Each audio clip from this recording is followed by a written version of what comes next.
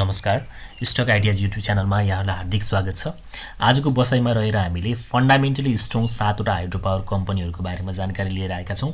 उसो त नेप्सेमा अहिले 88 वटा हाइड्रो पावर कम्पनीहरू लिस्टेड भएर कारोबार भइरहेका छन्। यति धेरै कम्पनीहरूमा चाहिँ राम्रो कम्पनी छान्नको लागि एकदम गाह्रो हुन्छ। यसर्थ आज हामीले चाहिँ त्यसमध्ये पनि अब 7 वटा, उसो त योभन्दा बढी पनि कम्पनीहरू राम्रो छ हैन, 15-20 वटा चाहिँ कम्पनी हाइड्रो पावर सेक्टरमा चाहिँ राम्रो देखिएका छन्। अब पुरै एकैचोटि एउटै भिडियोमा समेट्दा भिडियो धेरै लामो हुने भएकाले आजको बसाइमा चाहिँ हामीले 7 वटा मात्रै कम्पनीको बारेमा जानकारी लिएर आएका छौँ। र आजको जानकारीतर्फ लाग्नु अगाडि यहाँलाई विशेष अनुरोध कि तपाईहरु आजसम्म पनि हाम्रो च्यानलमा नयाँ हुनुहुन्छ वा च्यानललाई सब्स्क्राइब गर्नुभएको छैन भने कृपया हाम्रो च्यानललाई सब्स्क्राइब गर्नुहोला। त्यसको लागि युट्युबमा गएर @7 स्टक आइडिया जानेर सर्च गर्नुभयो भने चाहिँ यो लोगो भएको हाम्रो च्यानल खुल्छ र यसमा तपाईले सब्स्क्राइब गरी अल अप्सन दबाई घण्टी अप्सनमा दबाएर अल अप्सन क्लिक गर्नुभयो भने चाहिँ हामीले भिडियो राख्दा तपाईलाई नोटिफिकेसन प्राप्त हुन्छ र तपाईले शेयर बजार सम्बन्धी विविध जानकारी साथै लेटेस्ट अपडेटहरू प्राप्त गर्न सक्नुहुन्छ।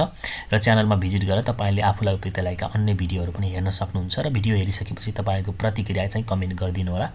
तपाईका सल्लाह सुझाव अनुसार हामीले आफैलाई चाहिँ परिष्कृत र परिमार्जित गर्दै लैजानेछौँ। र भिडियोलाई एउटा लाइक गर्न नबिर्सिनु होला। अब लागौँ आजको जानकारीतर्फ। आज हामीले चाहिँ फन्डामेन्टली स्ट्रङ 7 वटा हाइड्रो पावर कम्पनीको बारेमा चाहिँ जानकारी दिनेछौँ। तर यो चाहिँ शिक्षा दिने उद्देश्यले मात्रै बनाइएको सामग्री हो। यो भिडियोको आधारमा मात्रै तपाईले लगानी नगर्नु होला। शेयर बजार चाहिँ आफैमा जोखिमको क्षेत्र हो। आफ्नो अध्ययन र जोखिम वहन गर्ने क्षमताका आधारमा मात्रै लगानी गर्नु होला भन्ने हाम्रो विशेष अनुरोध चाहिँ तपाईहरु समक्ष सदैव रहन्छ। पहिलो कम्पनी फन्डामेन्टली स्ट्रङ कम्पनीहरुमा चाहिँ पहिलो कम्पनीको कुरा गर्दा मैले तपाईहरुमाझ राखेँ साहस ऊर्जा लिमिटेड। फन्डामेन्टली निकै राम्रो देखिएको कम्पनी छ। इपीएस हेर्नुहुन्छ भने तपाईले 39.41 रुपैयाँ देख्नुहुन्छ र पी रेशियोको आधारमा चाहिँ यो कम्पनी अझै पनि धेरै नै सस्तो छ भन्ने चाहिँ अर्थ राख्छ। 11.29, बुक भ्यालु 171 तपाईले देख्न सक्नुहुन्छ। 52 हप्ताको हाई लो हेर्नुहुन्छ भने 616 देखि 402 सम्म देखिन्छ।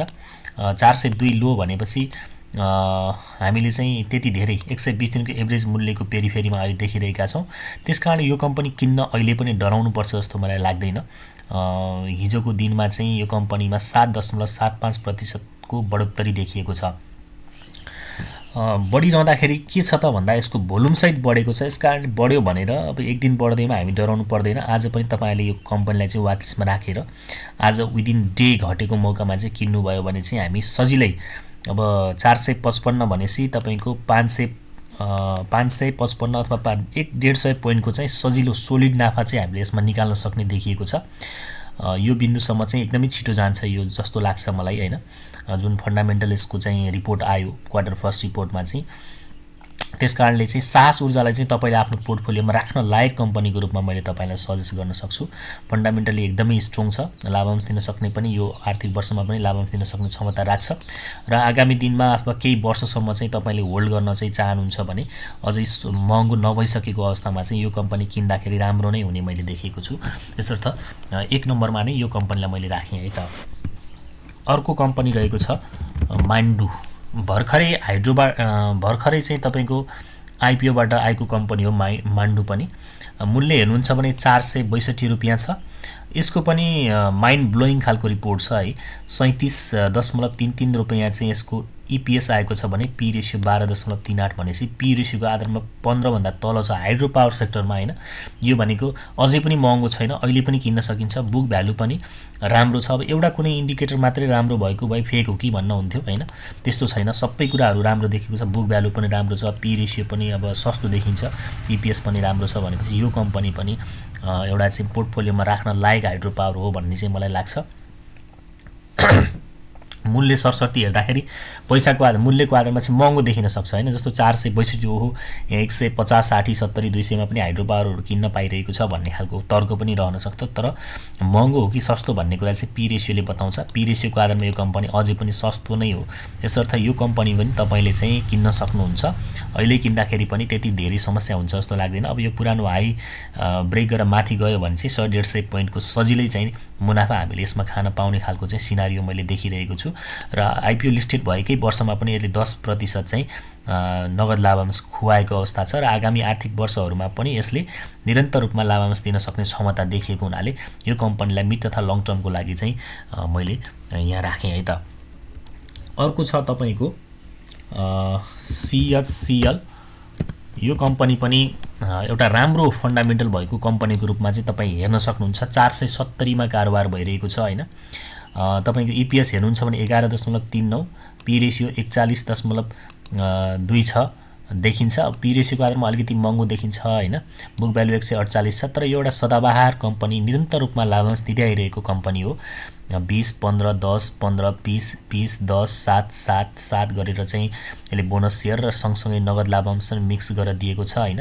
एकदमै राम्रो लाभांश इतिहास भएको र आगामी आर्थिक वर्षहरुमा पनि राम्रो लाभांश दिन सक्ने खालको कम्पनी हो र यस अन्तर्गतका चाहिँ प्रोजेक्टहरु पनि अब कम्प्लिट हुने तयारीमा छन्। त्यो भइसकेपछि यसको EPS पनि बढेर जान्छ र लाभांश क्षमता पनि बढ्छ। त्यो हिसाबमा चाहिँ यो कम्पनीलाई पनि मिड तथा लङ टर्म सम्मको लागि पनि लगानी गर्न चाहिँ एकदमै उपयुक्त देखेको छ। एकदमै घटेर बसेको अवस्थामा छ र एउटा राम्रो सपोर्टको बिन्दुमा छ है। 470 भनेको तपाई हेर्न सक्नुहुन्छ केही समय अगाडि नै यो कम्पनी लगभग 600 तिर पुगेर फेरि तल आएको छ। यो बेलामा चाहिँ किन्ने हो भने चाहिँ यो कम्पनी लङ टर्मको सम्मको लागि पनि राख्नको लागि उपयुक्त कम्पनी हो हाइड्रो पावर सेक्टरको। त्यसकारण यो कम्पनी पनि मैले मिड तथा लङ टर्मको लागि चाहिँ बेस्ट अफ द बेस्ट हुन्छ भनेर चाहिँ तपाईहरुलाई भन्न सक्छु है त। अर्को कम्पनी रहेको छ SHPC Sanima Mai hydro power limited. Sanima Mai hydro पावरको कुरा गर्दाखेरि अहिले 301 रुपैयाँमा कारोबार भइरहेको छ।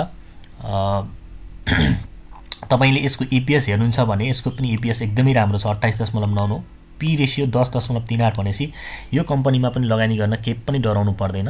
डराउनै नपर्ने अवस्थामा चाहिँ छ जस्तो चाहिँ यसको चाहिँ फन्डामेन्टल इन्डिकेटरले बताइरहेको छ। बुक भ्यालु पनि एकदमै राम्रो छ 158 रुपैयाँ 33 पैसा भनेसी बुक भ्यालु पनि राम्रो छ। निरन्तर रूपमा चाहिँ लगानीकर्ताहरूलाई लाभांश खुवाउन सफल कम्पनी हो यो है। त्यो हिसाबमा पनि हेर्न सक्नुहुन्छ 10 10 10 10 10 गरेर चाहिँ यसले बोनस शेयर खुवाएको छ।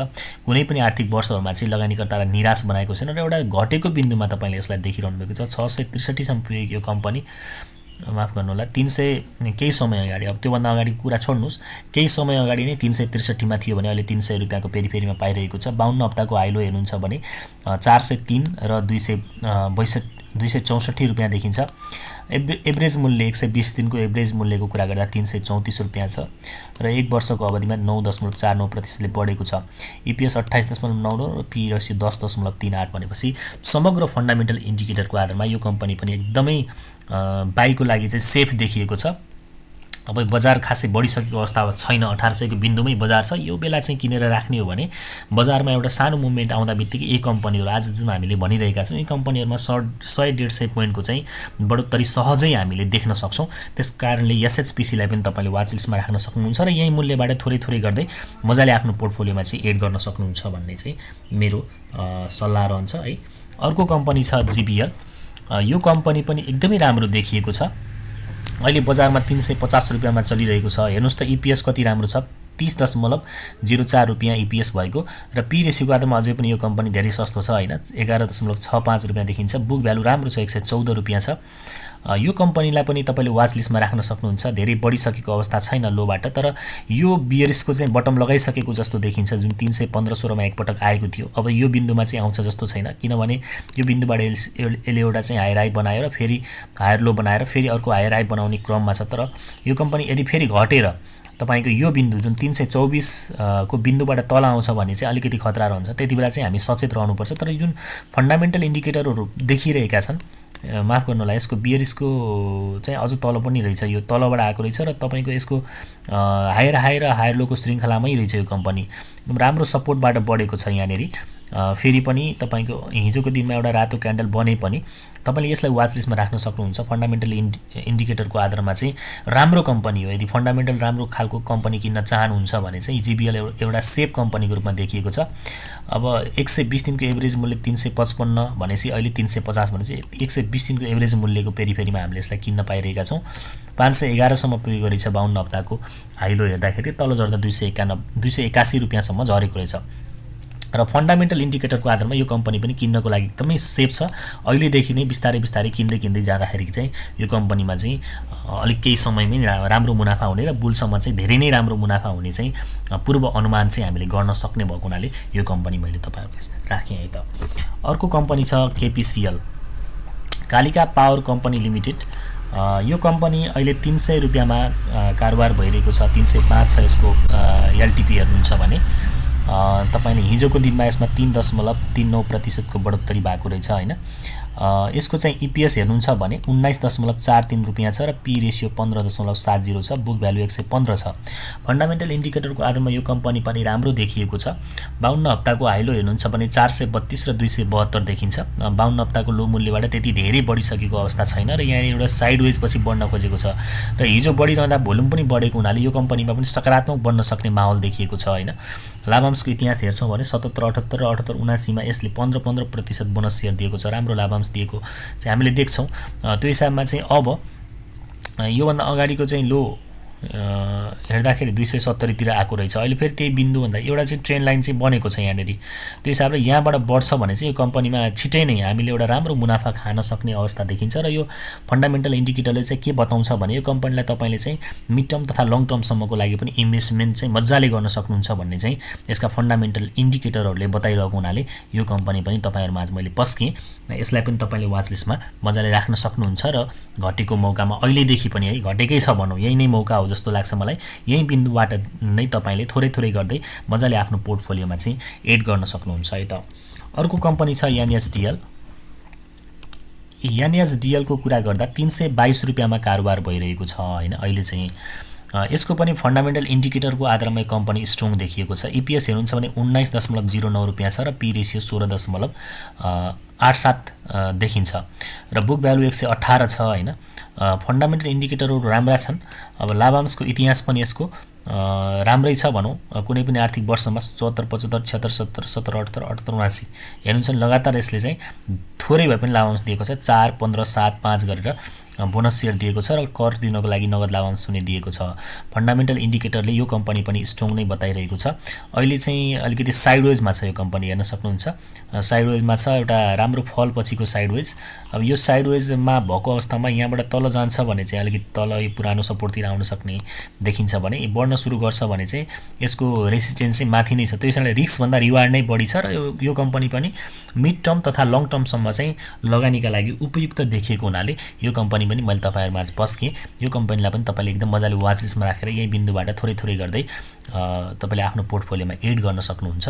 यसरी मैले आजको बसाइमा चाहिँ 7 वटा हाइड्रो पावर कम्पनीको बारेमा जानकारी गराएँ। अब हाइड्रो पावर कम्पनीमा किन लगानी गर्ने त भन्दाखेरि पनि हाइड्रो पावर भनेको अब नेपालको एउटा भविष्य देखिएको क्षेत्र पनि हो हैन। एक हिसाबले चाहिँ हामीले देशलाई माया गर्छौं भने हाइड्रो पावर सेक्टरका कम्पनीमा लगानी गर्नु पनि उपयुक्त देखिन्छ र भोलिका दिनमा चाहिँ तपाईको एनर्जीको मेन स्रोतको रूपमा चाहिँ हाइड्रो पावर सेक्टर देखिन्छ। बिस्तारै बिस्तारै तपाईको घरमा पनि ग्यास चुलोहरुको सट्टामा चाहिँ इन्डेक्स चुलोहरु प्रयोग हुने क्रम चाहिँ बढिरहेको छ। सवारी साधनहरु पनि विद्युतीय सवारी साधनहरु चाहिँ बढिरहेका छन्। त्यो हिसाबमा भोलिका दिनमा विद्युतको खपत पनि बढ्दै जान्छ र हाइड्रो पावर सेक्टरका कम्पनीहरु चाहिँ लस हुने सम्भावना एकदम कम हुने देखिन्छ। त्यसकारणले अब जुन पायो त्यही जस्तो पायो त्यस्तै हाइड्रोमा लगानी गरेर लामो समयसम्म चाहिँ कुनै लाभांश बिना नै बस्नु भन्दा पनि हैन फन्डामेन्टली स्ट्रङ भएका जसले चाहिँ हरेक आर्थिक वर्षमा चाहिँ लाभांश पनि दिन सक्ने खालका कम्पनीमा यदि हामीले चाहिँ इन्ट्री गर्यौं भने डबल नाफा हुन सक्छ। पहिलो कुरा त तिनीहरुले दिने लाभांश खाएर हामीले नाफा लिन सक्छौं र दोस्रो कुरा कतिपय अवस्थामा चाहिँ हामीले सोचे भन्दा धेरै क्यापिटल गेन भयो हैन। जस्तो उदाहरणको लागि 322 छ 600 पुग्यो भने हामीले किन लाभांश गरिराख्ने, क्यापिटल गेन राम्रो भएको हुन्छ त्यो बेला चाहिँ हामी निस्किन सक्छौं। अर्थात क्यापिटल गेन पनि हुन सक्ने र तपाईको क्यापिटल गेन भएन केही समय कुर्नु पर्ने भयो भने चाहिँ त्यस्ता यी कम्पनीहरु जुन फन्डामेन्टली स्ट्रङ कम्पनी आज मैले तपाईहरुमाझ राखे यी कम्पनीहरुबाट चाहिँ राम्रो नगद भनौं न नगद अथवा चाहिँ बोनस शेयरको रूपमा चाहिँ लाभांश प्राप्त गर्न सकिने भएको हुनाले यस्ता फन्डामेन्टली चाहिँ स्ट्रङ देखेका हाइड्रोमा चाहिँ लगानी गर्नुहोस् भन्ने हाम्रो सुझाव रहन्छ हैन। ट्रेडको लागि चाहिँ ट्रेडिङ सेटअप बनेको बेलामा चाहिँ अब कमजोर खालका हाइड्रोमा पनि सप्लाई कम भएका हाइड्रोहरुमा पनि तपाईले लगानी गर्न सक्नुहुन्छ। त्यसको लागि हामीले सप्लाई कम भएका हाइड्रोको बारेमा चाहिँ योभन्दा अगाडि चाहिँ भिडियो बनाएर हाल्दिसकेका छौं। त्यो भिडियो तपाईले खोजेर हेर्न सक्नुहुन्छ हैन च्यानलमा भिजिट गरेर। र यसरी आज हामीले चाहिँ फन्डामेन्टली स्ट्रङ 7 वटा हाइड्रो पावरको बारेमा जानकारी गरायौं। यति मात्रै छैनन्, हाइड्रो सेक्टरमा अरु केही कम्पनीहरु पनि फन्डामेन्टली स्ट्रङ देखेका छन्। हामीले क्रमशः तपाईहरुमा राख्दै जाने छौं र तपाईलाई आजको भिडियो कस्तो लाग्यो कृपया जस्तो लाग्यो त्यस्तै प्रतिक्रिया दिनु होला र तपाईले अरु थप केही सल्लाह सुझाव छ भने हामीलाई जानकारी गराइदिनु होला कमेन्ट गरेर।